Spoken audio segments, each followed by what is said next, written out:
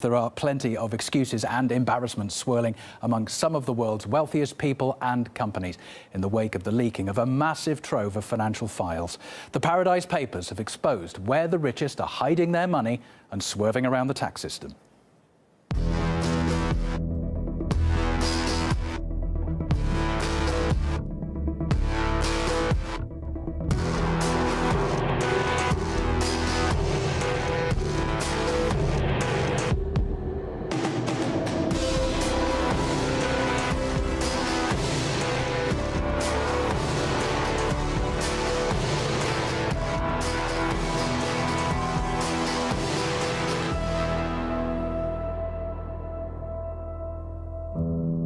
Now, it's millions of files and a lot of people and firms you won't have heard of, but a whole range of famous faces mentioned.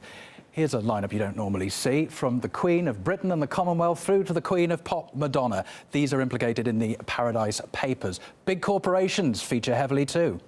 Now, it's not just about the money for the mainstream media. They've been scanning the files to get a political scoop. Another member of the Trump White House is now under scrutiny for his ties to Russia. There ought to be hearings, and if he fails to provide a convincing and compelling explanation, he ought to resign. It probably won't surprise you that a lot of news outlets have been searching out some keywords among the millions of Paradise Papers files to link named and shamed businesses to potential Russian interference. Daniel Hawkins looks at how they've been trying to put the pieces together. It's one of the biggest leaks of private documents in the world, revealing the financial dealings of the super wealthy and powerful, from royal families to global corporations. But for most media, the focus has been east. Putin's cronies, Kremlin meddling, Team Trump's ties to Putin's family, all the elements to grab the reader's attention. So, let's break it down. Meet Wilbur Ross, US Commerce Secretary and investor. Now, he has interests in a shipping company called Navigator, and one of that company's clients is Russian energy firm Sibor. Now, two of the shareholders there are officially under US sanctions, with another claimed to be Putin's son-in-law.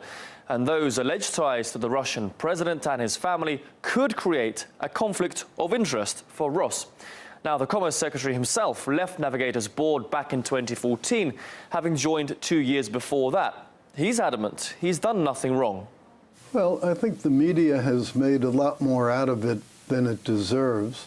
I had nothing to do with the negotiation of the deal. I don't know any of those individuals, have never met them. Now, it's important to note, Sibor as a company is not subject to sanctions, and it's been left pretty baffled by the reaction. Sibor itself was not then sanctioned, is not now sanctioned, so there's nothing wrong with it. The fact that it happens to be called a Russian company does not mean that there's any evil in it.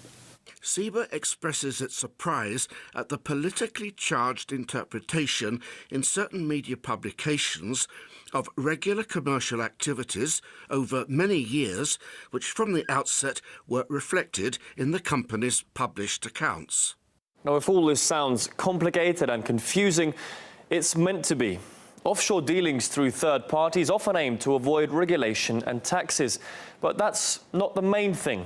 Find a connection, any connection to Russia, and you have a catchy headline.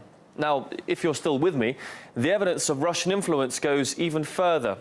From these headlines, one might think the Kremlin all but owns these social media giants. But again, let's take a closer look. Two banks controlled by the Kremlin provide the cash to third parties or investment vehicles to buy stakes in some of the world's biggest companies. Russian tech investor Yuri Milner is a key link in these operations. Now, Milner also invested in Cadre. That's a startup founded by Jared Kushner, Donald Trump's son-in-law. Surely there's a smoking gun on Russian meddling. Well, here's what the protagonists in this conspiracy have to say themselves. We announced via an August 2011 blog post that DST Global led a round of investments in Twitter. They have since divested their interest from Twitter in May 2014. It is worth noting that as a passive investor, DST themselves had no voting rights or board seat. The investment was made 8 years ago, and DST Global has since sold all their holdings in Facebook. Their stake ended 5 years ago when we went public. DST Global divested its position in Facebook in 2013 and in Twitter in 2014, shortly after each of those companies' initial public offerings, and well before the 2016 US elections. And if Russians apparently influence your social media, do they also control your music taste and your holiday bookings? DST Global's investments in Facebook and Twitter were just two of the more than 30 internet companies around the world that DST Global's funds have invested in, including Airbnb, Spotify, JD.com, Zalando, and Alibaba. Offshore financial machinations are seen by many as morally questionable at best. This doesn't stop the wealthy and influential from engaging in them, but money has the final say. Business is business, unless you have any link to Russia. Then it's political. Daniel Hawkins there. This sensational revelation has made enough of a noise for the US Democrats to call for an inquiry into Wilbur Ross's business dealings. British economist Keith Boyfield told us he believed the mainstream media would draw their own conclusions no matter what's revealed.